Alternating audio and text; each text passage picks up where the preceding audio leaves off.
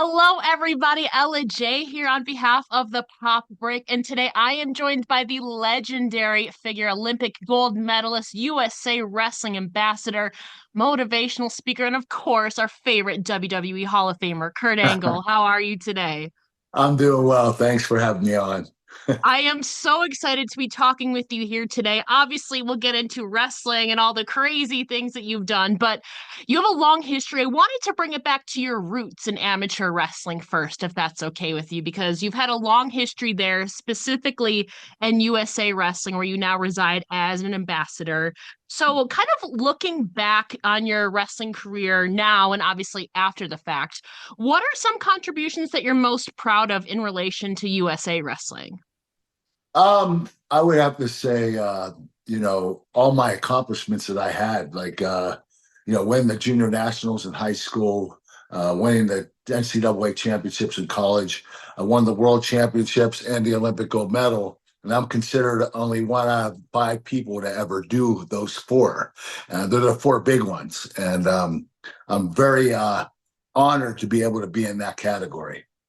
Yeah, and also in 2006, you were named the greatest shoot wrestler of all time by USA Wrestling.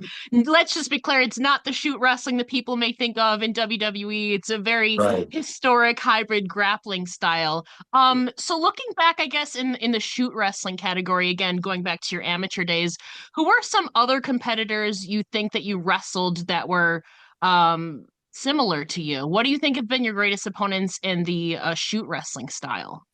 Well, I had a lot of tough opponents. There are a bunch of them. Bill Shear, Kirk Trost, Dan Che, but two that are in particular because they did a lot outside of amateur wrestling.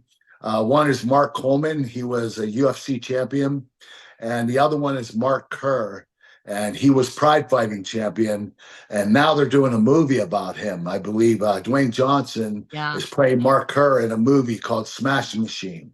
And so those two are my toughest rivals, and we were beating each other back and forth. And I was able to beat them for the '95 World Team and for the Olympic team in 1996. So I was more fortunate than they were. They didn't give you a call to be in the movie at all? Like they should have. I feel like it's just natural right there, and you have the television and movie experience. They I didn't don't get know. you. Maybe they hate my guts because I beat them. I don't know. That's fair. I mean, I guess along that same realm, and you're not allowed to pick Dwayne Johnson, but if you were to have a movie kind of or docu-series, you know what I mean, Yeah. made about your career, who would you like to see portray you? Well, ironically, we are working on it right now. I am having a movie coming out about my life story. We have not picked the cast yet, Okay. but um, I can't really tell you who. All right, the one that we're looking at possibly for me is a very talented actor from Canada. His name's Gabe LaBelle, and he's done some really good movies. I like his look, and I think that he could probably portray me. But right now, we haven't decided entirely who we want the cast to be. I do have our directors on board, Ian and Esham Nelms, who are former amateur wrestlers, but they've done incredible movies. They've directed movies like Fat Man, starring Mel Gibson, and Red Right Hand, starring Orlando Bloom. So they're very, very talented actors, and they're going to be doing my movies. So I'm really excited about this. We are now getting the fundraising investors right now, and then we're going to pick the cast. The script is almost done, so I'm really excited about bringing this to the world. It's going to be about my Olympic story, not my pro wrestling story, about my Olympic story, but I'm really excited about it. Yeah, you're still seem to be in the early stages, but how involved do you maybe expect to be along this process? Are they going to let you have some say in the process and all of that? How involved do you expect to be? Yes, and that's why I picked the directors because they were allowing me to have a say in what goes in the movie, what doesn't. I had somebody beforehand that wanted to make this a TV show, and Mm. they wanted to go multiple seasons, and but they wanted to do a lot of stuff that was going to bring back some edgy stuff in the past from my family. And I didn't want my family, to have to live through that again. So Yeah. we decided not to make it a TV show. We decided to make it a movie. And so I'm happy that we're doing that. Yeah, I feel like too, if it's such a small window of time to, your Olympics, I feel like if you go maybe broader, like your entire span, maybe could be a TV show, and get everything in there. But Well, that's that's what they so wanted. They wanted it all together. My amateur okay, wrestling career and my pro wrestling career. got Yes. it, They had got a it. lot of content to work with. Yes. Yeah, absolutely. So congratulations on that. We're looking forward Thank to you. that. Obviously, still in the early stages of that. We'll have to stay tuned for more updates on that and everything. But obviously, we're talking about your amateur background, where now you are an ambassador for USA Wrestling. So tell us more about your current role and how you were approached for it. Well, you know what? My daughter started wrestling at 7 years old. She's now 8, and she's really good. I mean, she's picking up on it. She's taking she's taking the same footsteps as her dad, walking her dad's footsteps, which makes me really excited because she's the youngest of my kids, and I was the youngest of our kids. I had 6 kids when I grew up, and now I have 6 kids of my kids that are growing up. So she reminds me a lot of myself. And the reason I got involved in USA Wrestling because the girls' Olympic wrestling team is doing extremely good. They won 4 medals in the last Olympics. They're dominating. And the thing about our athletes is, I don't know if you know this or anyone else knows this, but many countries like Russia and China, many other countries, they pay their Olympic athletes to train and compete full time. So their athletes are taken care of. They don't have to get jobs. They don't have to make a living. They just have to focus on training and competition and nothing else. Our athletes, for the most part, our Olympic athletes, they have to get jobs and they have to train around their work schedule. And that doesn't fare very well as an Olympic athlete because if they're working 8 to 10 hours a day, they're only going to be able to train 2, 3, 4 hours tops. And that doesn't fare well for an Olympic athlete. So I'm here to raise money for USA Wrestling so our athletes don't have to get jobs. They can make ends meet and they only have to focus on training and competition for the next 4 years. So that's why I'm an ambassador for USA Wrestling, is to help raise money for these athletes so they don't have to get jobs. How can we, or as people watching this, how can we help you raise money for the Olympic Okay, athletes? USA Wrestling made a special link just for me. It's called kurtangle.org. Go to kurtangle.org. Donate whatever money you want. It could be a one-time donation or multiple donations, but it will go to good use because these athletes are really going to need it. Yeah, absolutely. It's crazy, even in 2024, there's so many disparities between the countries and all of that. So that's amazing that you're now passing it forward in all of that. And obviously, you said your daughter was what, 8 years old now, starting to do Yes. wrestling. Um, did she watch your stuff and then get inspired, or did you give her a little nudge to get her into it? I'm curious. All right, I went through the ringer. I tried Okay. my 13-year-old daughter, didn't work out. I tried my 11-year-old daughter, she didn't work out. But this one's working out. Like, Hmm. I mean, my second daughter, Sophia, she went to one practice and she cried the whole time, and I knew it wasn't for her. So I didn't want to put her through that misery. But Nicoletta is special. She likes doing it. She loves training, and she trains with her cousin Luke. My brother Eric is actually training my daughter. I don't want to be the trainer because if I train her, I'm going to be a little mean to her sometimes, and Yeah. I want her to come to daddy and hug her, and I tell her everything's going to be Yeah. okay. My brother Eric, he's like, listen. He tells my niece, my daughter Nicoletta, listen. There's a difference between Uncle Eric and Coach Eric. So either Uncle Eric loves you very much, but Coach Eric's can be a little hard on you. So she knows how to separate the two, but at least I don't have to be the bad guy. I can be the one that comforts her at the end of the workout. So I like being the dad that is the lovable dad, and let my brother Eric train her, and it's working out extremely well. I have to imagine, while you might not be, you might be a little bit hands off, intentionally, but she always has a lot of study material to go back to, I assume. Have you showed her Yes, any she of your does. study material, or who is she? Again, she's still really young, still probably in the early stages, but what has been her studying material probably outside of yourself? Oh, there are a lot of great athletes today. Helen Maroulis, Olympic medalist. I think she has won probably 6 Olympic and world medals. There are a lot of them. Kylie Welker. There are so many incredible female athletes out there that my daughter can look up to. Her favorite's Helen Maroulis, and that's who she's watching now. She's studying her stuff, and so she doesn't have to study her dad's stuff. She has more up to date wrestling that she can follow, and Helen Maroulis is her favorite. Yes, and well, hopefully one day she's on a great track. She's got the great roots. Now she just has to put in the work and she's got your support. But obviously, a big part of your amateur wrestling obviously came when you won an Olympic gold medal with a broken freaking neck at the 96 Yes. Summer Olympics. Ironically, that was the year before I was born. So time has really passed so far, Kurt, but obviously it had been difficult, I had to imagine. You've said physically, obviously you got through it with multiple shots of Novocaine, and then it would wear off and it would be excruciating. But from a mental aspect, how did you get through it mentally? What mental strategies did you employ through your journey trying to get through a broken neck?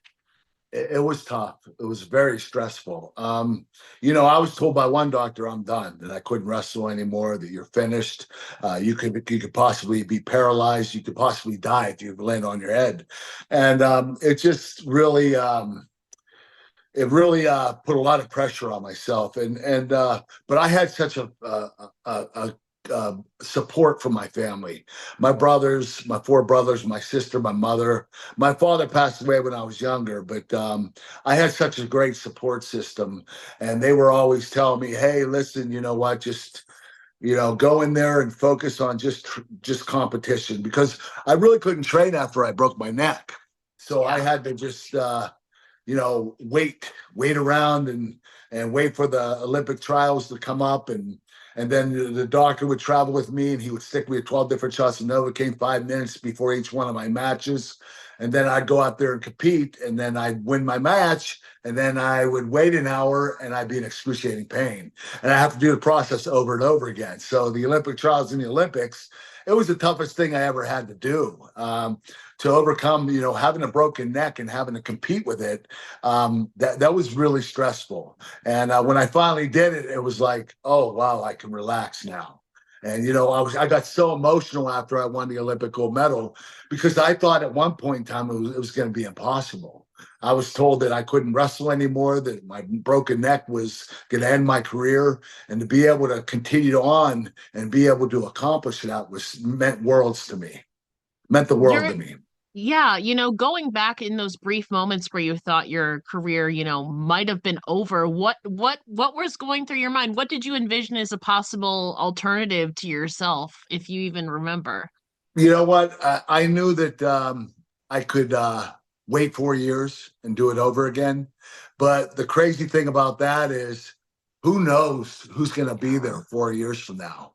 There could be there could be an athlete that was so good that could dominate everybody in the weight class, including me. So there was no guarantee I was going to make the Olympic team the next Olympics. So knowing that this Olympics, I had to focus on this in 1996 and do everything I could to make sure I could compete.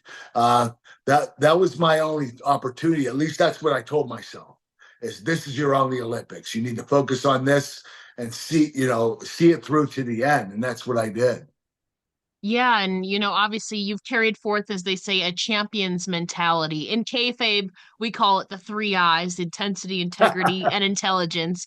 You've overcome so many personal obstacles, like you just said, going through the trials with a broken neck. You've also been very public about your addiction that you've now overcome and been clean. Does that mentality carry over to real life, or can you discuss how you rebuilt your real daily life? Well, you know what? The thing is, I went to the WWE after the Olympics, Yeah. and I had a stellar career there. But I broke my neck 4 more times in WWE. Yes. And every time I broke it, I had surgery. And the first time I broke it, the second time overall, but the first time I broke it in WWE, I was introduced to painkillers by a doctor. And when he gave me the painkillers, I really liked them. a lot. And they really masked the pain in my neck. I couldn't feel the pain anymore.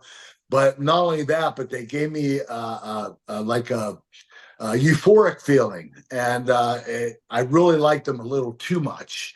And the thing with painkillers, and the doctors don't tell you this, but after a while, one doesn't work anymore. Your body builds a tolerance. Yeah. So you start taking two, then two led to four, four led to eight. Before I knew it, I was taking 65 extra drink Vicodin in a day.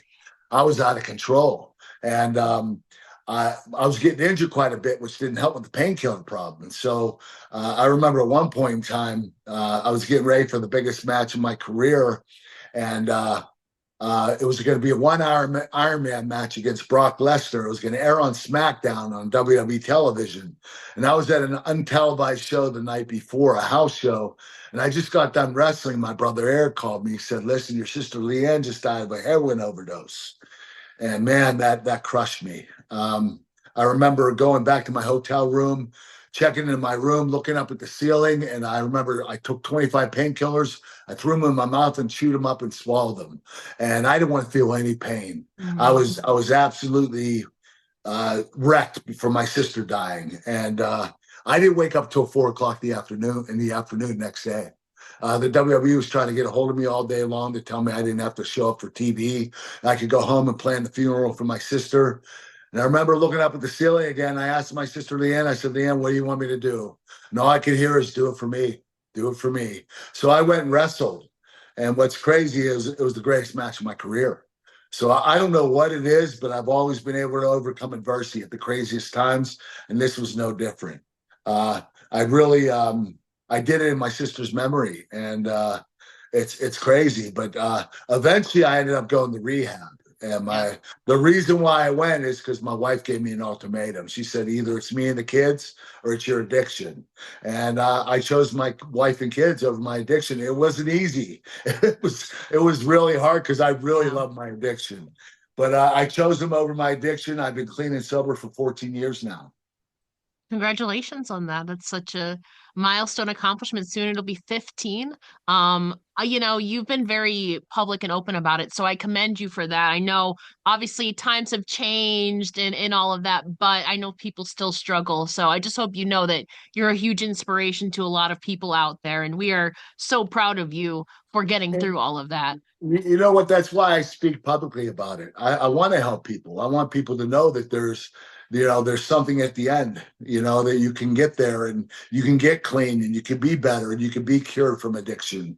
And don't get me wrong, you're an addict the rest of your life. Yes. So you can't go back to them. But there is hope and there's a light at the end of the tunnel, definitely.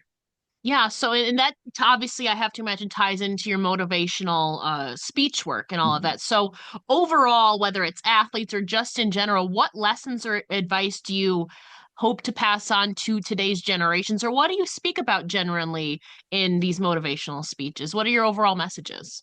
I speak about never giving up. That when you love something and you are into it, go all the way in. You don't just go half-ass. You go full go and you go forward. And don't ever give up on anything.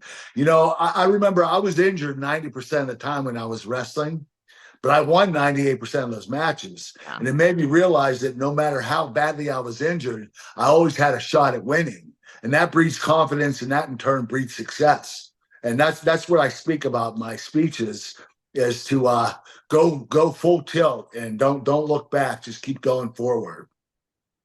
What drive, obviously you're not no longer an in-ring competitor, but you're still talking about it. What motivates you now? Maybe it is changing the world, but yeah, what motivates you now to go through everyday life and to also stay clean, obviously? Well, you know what? I had a lot of tragedy in my life. Yeah. Deaths of my father in high school when I was young. Um, my Olympic coach getting killed 6 months before the Olympics. My sister Leanne died of a heroin overdose. So I had a lot of things I had to overcome, and I've always dedicated everything I did to them, and especially Dave Schultz. I lost Dave Schultz 6 months before the Olympics, and 2 months later I broke my neck. And I didn't think it was possible for me to win Olympic gold medal at that point in time. But I stuck with it and I stayed focused. And allowed my doctors to do what they had to treat me for the Olympics. And I dedicated my athletic career to my father and Dave Schultz, my wrestling coach. And that really helped. I mean, it gave me an extra push inside, spiritually, that I knew they were there fighting with me. And that's why I really do believe I won the Olympic gold medal. Yeah, having that good support system and also, doing stuff in memory of the My, people my who helped family uplift you. traveled everywhere, That's everywhere. They went amazing. everywhere to watch me. I was able to raise money to make sure my family, because we didn't have a lot growing up. Yeah. I was able to raise enough money to get my family to travel to the Olympic trials, the world trials, the world championships, the Olympics. They were everywhere. They went to the U.S. Open, everything. So they were always there. And the crazy thing is, every time I was warming up for a match, I was in the warm-up area and nobody's allowed there. But my brothers always got down there. I don't know They how they snuck did it. in. And they always snuck in and they got me ready. They would slap me in the face and say, "You got to get ready, man. You got to get," and there were times where I was doubting myself and my brothers could see that. And they were like, "Not today, Kurt. Don't do this. Don't doubt yourself now. You're going to go out there and you're going to give everything that you have." So my brothers were my, extra strength, source of strength. And they always knew when I was questioning myself, and they made sure I didn't. And that's Yeah. why I had such a great support system. Yeah, and before you were talking about some notable opponents from your amateur wrestling days, but to kind of bring it back to the three eyes, specifically the first one, intensity, who would you say are some of your most intense or toughest opponents from your professional wrestling career, whether it's WWE, TNA, Oh or on the gosh, Indies? in WWE, I would say Chris Benoit, Eddie Guerrero, The Rock, Stone Cold Steve Austin, Undertaker, Brock Lesnar. TNA, I would say AJ Styles and Samoa Joe and Sting. I had some really great matches in my career. Even Shawn Michaels. I had my best WrestleMania match with Shawn Michaels. That was WrestleMania 21. You mentioned Sting. He, like you, now joined the retired era of his Finally, career. geez, I thought he was going to wrestle forever. I know. I feel Yeah. like, granted, you came into pro wrestling later, but you always were wrestling amateur. You were wrestling for a while, since like the mid to late 80s to what, like very recently, 2019, 2020, Yes, yes, yeah, 2019. So like 30 years for yourself as well. What yeah. are some of your favorite memories with Sting? Oh, Sting, man, he was so talented, such a great athlete, and such a great leader. Sting, you know what? I would say Sting is in the top five of all time for the fans' most favorite character. He's always been like a big superstar in WCW. He's actually he eventually went to WWE, I believe. I think only for one match. Well, But I think he had like three or four, but yeah, he yeah, got yeah, I unfortunately couldn't got remember. injured. Yeah. Yeah, but Sting, he had such an incredible career in WCW and TNA, Yeah. and for him to be able to wrestle in his 60s, he went to AEW as well, and I just have a lot of respect for him, and everybody does. Everybody that's in the business loves Sting and has the utmost respect for him. I love the guy. I think he's one of the most giving wrestlers I've ever been in the ring with. He's never been about himself. It's always been about the match. And that's what I love about him.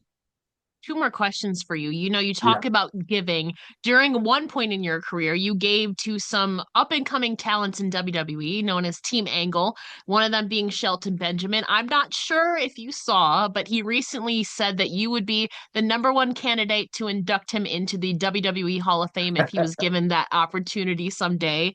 Obviously, he's another former amateur wrestler and current pro wrestler. How was your experience working with Shelton? And if this occasion come up, would you accept the honor of inducting him? I would be honored to induct him. Shelton is the best athlete I've ever seen in the wrestling ring. This guy could do so many incredible things. what's crazy is he can jump up on the rope, on the top rope, and walk around the four corners and not fall. I He know. could go around the four, all four ropes and four corners without falling. Uh, he was just an incredible athlete. The best athlete I've ever seen. Him and Brock Lesnar. Brock, for his size, being 300 pounds, incredible athlete. But Shelton Benjamin, the best athlete of all time in professional wrestling, definitely. I agree. And hopefully one day he can join you in the Hall of Fame. For right now, He though, will. He will. And I yes. will be inducting him. If he asks me to, I will induct him. Amazing. Obviously, right now he is now in AEW with MVP and Bobby Lashley, two very other tough competitors. We wish the best of luck to him. But to close things out, it is the season of thanks right now. We are in the month of November. Thanksgiving is coming up. So, in that spirit, can you tell me three things that you're grateful for in your life right now? Yeah, I'm grateful for my family, my beautiful wife and six kids. I'm grateful that I'm able to have an impact on everybody for my wrestling career, and to be able to speak to them today and talk about my career and having all the fans that I have. I have such incredible fans. And lastly, I'm grateful to be able to have this movie come out about my career. I'm really excited about this. I always wanted to get into acting, but I never thought they'd ever do a movie about me. And it's such an honor to be able to know that there are directors out there and producers that are interested in doing this for me. And to tell my story is just incredible. To be able to do that is so amazing. So I'm so grateful for that. And before we let you go, can you please let the listeners know where they can find you online and where they can find out more details as this movie goes along? You know what? Go to kurtanglebrand.com. Always go to my website. I have updates there. Make sure you go to kurtangle.org to donate for USA Wrestling. And lastly, go to kurtanglebrand.com because I have a new protein out. It's the best tasting protein on the market. You're absolutely going to love it. It's called Kurt Angle's American Dream Cookies and Cream Protein. Go to kurtanglebrand.com. Go to the link section and tap the cookies and cream protein link. This protein, I promise you're going to absolutely love it. So I'm now in the supplement industry too.